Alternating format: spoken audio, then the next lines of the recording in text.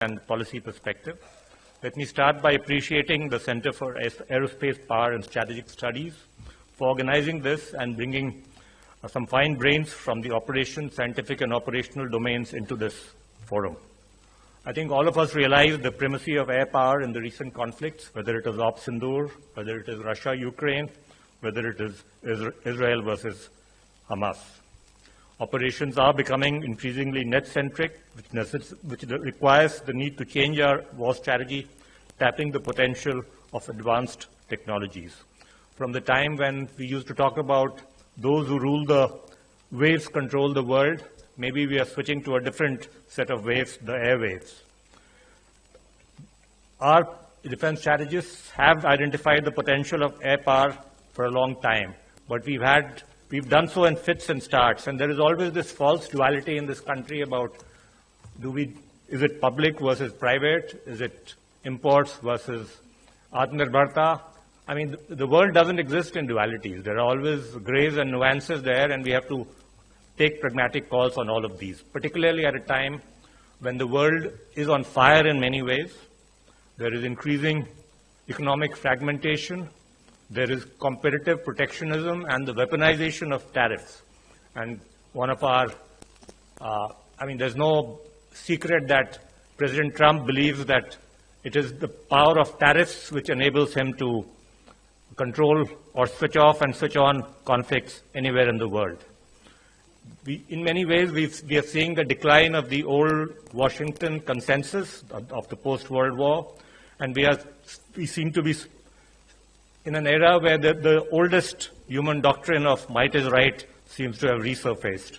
And in that context, our strategic imperative of Atmanirbharta and the imperative of being the predominant power in the Indian Ocean region and of sufficient asymmetry vis-à-vis our Western adversary, commensurate with our economic power and deterrent capacity vis-à-vis our northern adversary, all of these would be critical. A few days back, I was talking to the National Defense College in one of their convocation ceremonies, and I mentioned we have two rivals, both of which are nuclear powers. And in that context, the old doctrine of how does conventional deterrence of a nuclear umbrella or nuclear, how does it work, particularly vis-à-vis one particular rival who believes in nuclear brinkmanship and nuclear blackmail. Our Prime Minister, in the context of Operation Sindoor, made it clear that we will no longer succumb to that, to those kind of blackmail. The intent is, in the future, that terror attacks sourced from a particular part of the world as an instrument of state policy would be responded to. In that sense, we are widening the contours of possibility when it comes to conventional deterrence, even vis-à-vis nuclear powers. I quoted to the NDC this old quotation by a guy called Thomas Skilling, who used to work on deterrence during the time of Cold War, when he mentioned that deterrence between nuclear powers is the art of the possible in the shadow of the unthinkable. Now, we've, in the context of Operation Sindoor, expanded some of those possibilities, deciding that forbearance was no longer an acceptable policy choice. Let me now talk a little bit about Atmanirbharta and the Prime Minister's focus. Right, very recently, during his Independence Day speech, he spoke particularly about air power, and in specific terms, he talked about how we could make vaccines for during COVID. We've created the world's most powerful engine for digital payments, which accounts for half of the world's real-time digital transactions. We should now focus on building our own jet engine, and he urged our students and youth to take it up as a direct challenge, since that will propel us among the few countries in the world capable of building jet engines. When I see DRDO's presentations, I saw one a couple of days back at a parliamentary committee, I saw that there are at least a few technologies where DRDO has ensured that we are perhaps in the top 4 or 5 in the world when it comes to having those types of technologies. Designing a fighter aircraft is one of them. Long-range missiles, artillery guns of different types, various other kinds of missiles. All of those are other areas. And I would imagine that DRDO really should focus on those areas where we have one of the few nations in the top 3 or 5 in the world where we have those critical technologies. Let's focus on those, bring them into production and induction as quickly as we can. I was quite surprised to see the progress we've made with directed energy weapons, for example. I visited one of your labs recently in Hyderabad, and we already have a prototype for a 30-kilowatt laser weapon. We are probably in the top 2 or 3 countries in the world which now have that capacity. The focus should be on really inducting those technologies much faster and not create these false dilemmas between imports and Atmanirbharta. Actually, there is a whole continuum there. You will have certain areas where your TRL level is high enough for you to insist that induction should take place using Indian design and manufacturing. There would be other areas where you are so far away that you would need to rely on at least Make in India in terms of technology transfer, and where it is simply not forthcoming, you may have to go for limited imports as well. And that's what we did last year. We ensured that we put primacy on Atmanirbharta, on domestic expenditure, and we spend almost 90% of our money within the country, and we intend to continue to do that in the future. But while doing so, there will be areas where we will have to rely on some level of transfers of technology. Let's not be shy about that. We have to be pragmatic. There is no point in waiting for some systems that will never come or will come after 10 years while we live with huge capacity voids. The country can't afford that, particularly at a time when India is on the move. We are going to be the 3rd largest economy in the world. We'll move up the Committee of Nations, and as we do so, there'll be many attempts to trip us up. So we better be fully prepared and make those pragmatic choices, as I mentioned.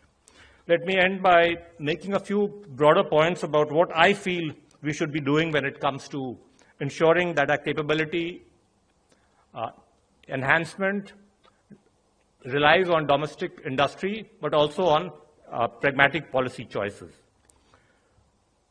During the Combined Commanders Conference a few days back, the Honorable Prime Minister made this point that there are countries in our region, including China, which have built a hybrid defense and industrial machine that blends central direction with market discipline, using enforceable KPIs, dual use of R&D, and ensures listed defense public sector subsidiaries to quickly scale up complex systems like the J-20 aircraft, and also enables them to rapidly expand exports. In India, we should be thinking about bringing our DPSUs and private firms together into one dual-use pipeline, mandate various subsidiary-level companies, including perhaps a restructured HAL with clear-cut targets, delivery-linked pays, and while insisting on hard targets to cut costs, speed up production, and spin off civilian-use technologies. And all of those aspects that I mentioned should equally apply to the DRDO, including the concept of delivery-linked or in terms of delivery of technologies, delivery in time should be linked to pay. We need to move from an overwhelming reliance on the public sector to a full acceptance of the role of the private sector as an equal partner, with focus on creating a level playing field so that any company that manufactures in India and preferably holds its IPRs in India is given equal treatment. The era of AI and various other types of disruptive technology trends also means that the era of incumbency advantage, of nomination-based cost-plus contracting and procurement, of limited competition is over. It's over in the United States as well, which used to deal with only a few primes. They've got rid of that. They are now doing open competition. We need to open up towards startups and new deep tech firms by channelizing our promotional schemes like IDEX and Aditi to provide suitable assistance for prototype development, followed by a spiral development model with strong, assured procurement support by the government. Ending monopolies, enhancing ease of doing business, reducing onerous licensing requirements for production, for exports, and for imports, and leveraging the Government of India's buying power to expand and diversify our domestic industrial base is of critical importance, and that is where I was coming to when it comes to the critical importance of aero technologies. Ensuring also, for example, that when we do field evaluation trials and particularly for indigenous technologies and indigenous production, we don't hold our local companies and startups to much higher performance requirements than foreign vendors is also of paramount importance. And this last point was really addressed to our services as well. And I'm again reiterating what the Honorable Prime Minister said a few days back. He was saying that sometimes we treat our indigenous production based on indigenous technologies, we put them onto more onerous requirement than we do foreign systems.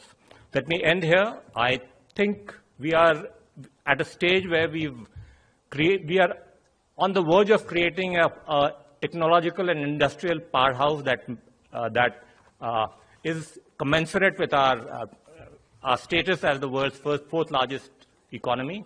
I think in the area of critical technologies for air power also, there are areas where we are already there, and there are others where we can reach there with the help of a pragmatic mix of technology transfers and support to domestic startups and deep tech firms. Thank you very much, and all the best.